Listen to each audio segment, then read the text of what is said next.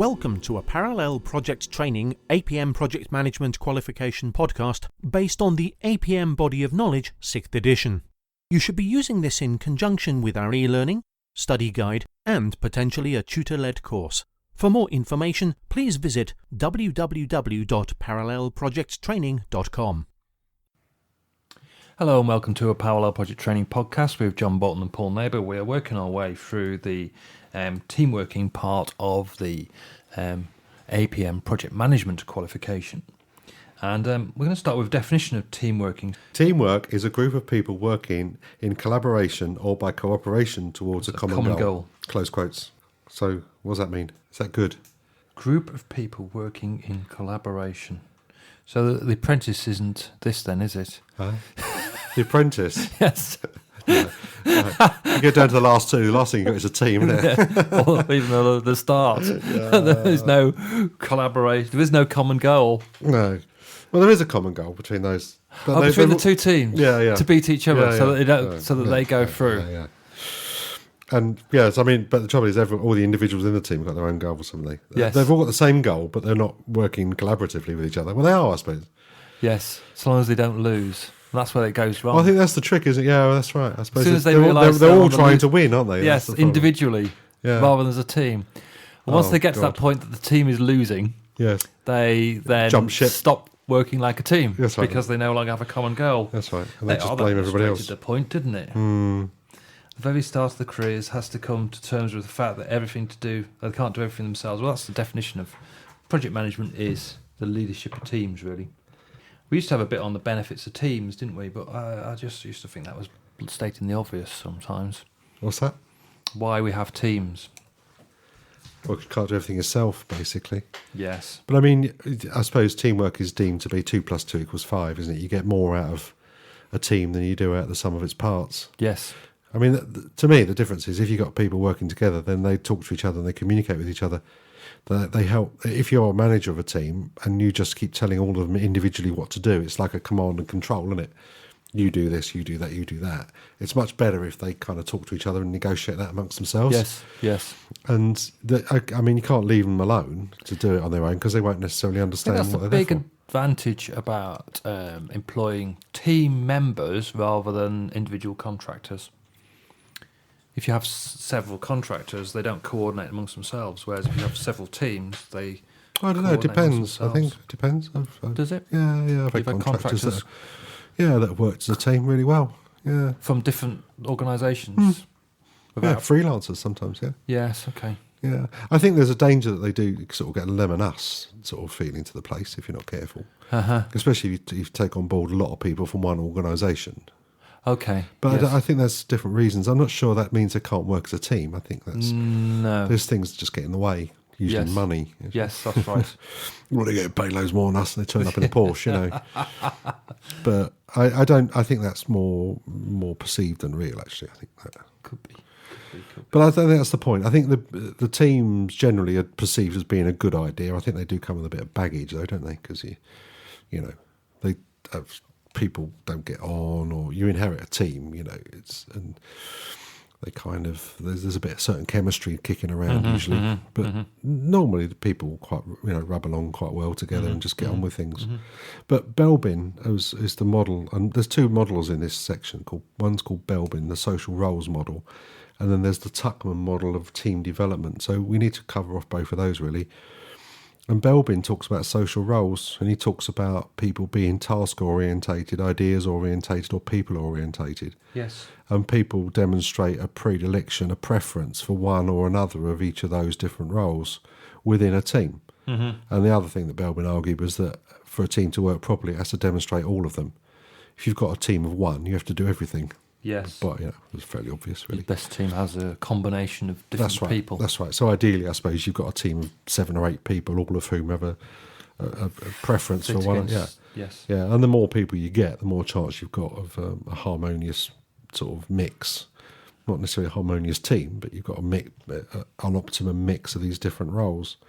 And he categorised them with words, and a lot of people are quite familiar with this, I've found. Yes, most people It's have quite done a well-trodden path. It's been around a lot of courses for a lot of time. Yeah. Do we want to go through the plant investigator, shaper, coordinator thing, or should we let people... I think if you've got the book, you can have a read of it yourself. Or if you haven't, you can I Google think it. it's worth just making sure that people are aware of what the social roles model contains. Let's not go Yes. through the detail, right? So the roles he talks about are plants. Mm-hmm. They're the ideas people. Resource investigators, don't know how, but know someone that does. Coordinators, likes getting people coordinated and organised. Shapers come up with, they kind of, tricky problem. They're problem solvers. Monitor evaluators are the people with the spreadsheets. They check the timesheets, that sort of thing. Team workers are only happy when the team's happy.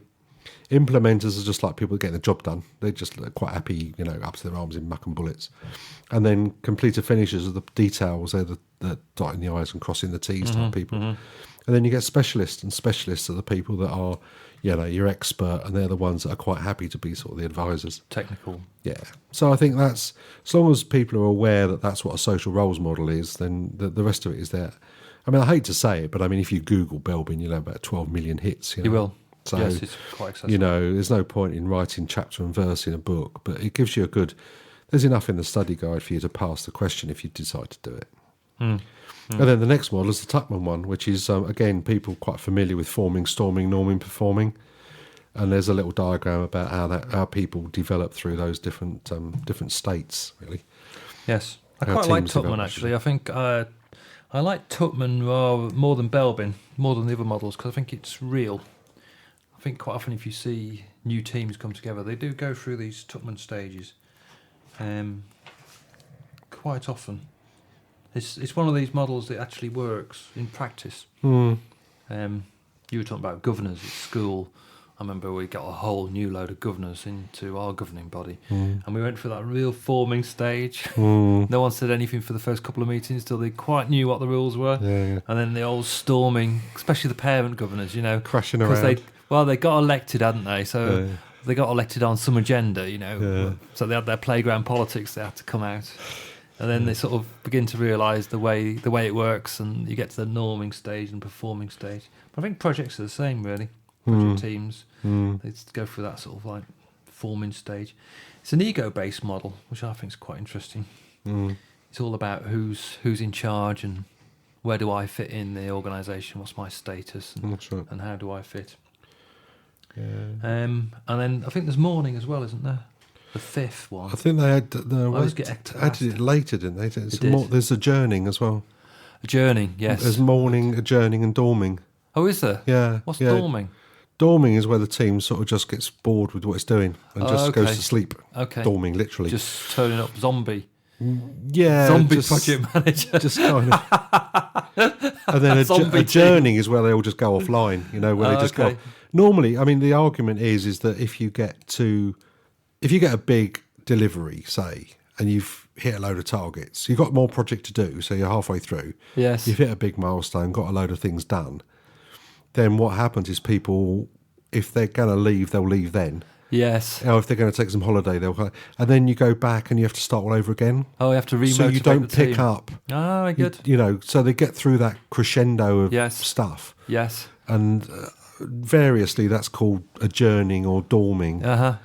And then you have to pick the pieces up and start all over again. And it's a loop. So you keep having to go round and round this loop. If you get a lot of change, you're going to forming again. So I don't know. I mean, I've witnessed it in teams. I've seen people. It's interesting when you ask people, have you been part of a performing team? Yes. And what do you get, John? Most people have. Some people have. Some people have. Yeah, I wouldn't say it's a majority or a minority, but in a room of 10, 3 or 4 people have put their hand up usually. And, and then you ask them, well, what was it different, And it's nearly always the leader, and it's about the culture of the place and about the, the vibrancy of the place rather than individuals. It's normally down to the individual, sort of the leader and the way they're led. Yes. I don't know. Do you find the same? I think it's a sense of mission. Yes, that's right. The sense of mission. And you touched it on the last time. in terms of motivation. So being in control of your own destiny. That's right. So when I used to work on power stations, we did outages. So you'd be away for 6 weeks, and you used to get to performing quite quickly because you had no outside interference. And what you were doing was so important that whatever you wanted was done. And you had a clear focus and no distractions, and you weren't in the matrix. You were a dedicated team. But I think it's really hard to get to that performing level in the matrix organisation, because can you be the member of several performing teams at the We same don't know time? who your boss is, do you? Yeah. That's right. So I think norming is okay, actually. For many organisations, norming is the norm. Yeah. And that's fine, and that gives you consistency. You don't want these highly motivated. I think management gets you from forming to storming to norming. Yes. And I think leadership gets you to performing. Yes, having a vision. That's right. That's the difference. Getting up in the morning. Yes. Because you want to go to work, and the pay is secondary. Yes. Yeah. I mean, if there's lack of if teamworks go wrong, if teams go wrong, people are just demotivated and they're sort of lose the detail. The quality goes out the window. Yes. Get a lot of conflict. People lose focus. Yes. And so You on. get stuck in that storm forever, don't you? Yeah. These what can go wrong. Quite often you can get stuck in that, or forming. Yeah. I think the role in a project, I think the thing to do is to get him around that as fast as possible, isn't it? Yep. Yep. And I think actually, controversially, off-piste, the planning, project management planning, is a way of helping you get that norming. Yeah. We're talking about methods and all that sort of stuff, process and procedure. That's about getting to that norming stage and It is. knowing who's doing what by when and how much, what the budget is, what your responsibilities are, being clear about that. It's project control is never going to get you to performing, but it can get. I think you're right, John. I think management is about getting to the norming stage.